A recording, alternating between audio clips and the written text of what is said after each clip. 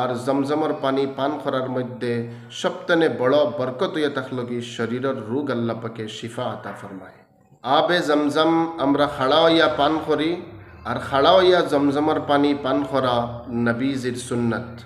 এখন হজ যাত্রীরা বাড়ির মধ্যে ওয়াপস আইতরা আমরা দেখা সাক্ষাৎ করার লাগি যাইমু, আর যাবার পরে সর্বপ্রথম আমরা জমজমর পানি পান করার লাগি দেন।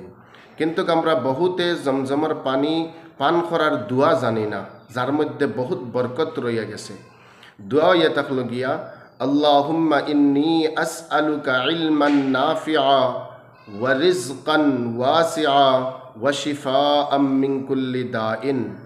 আবার আমি রিপিট করি এর দোয়াটা, আল্লাহুম্মা ইন্নী আসআলুকা ইলমান নাফিআ ওয়া রিজকান ওয়াসিআ ওয়া শিফাআম মিন কুল্লি দাইন।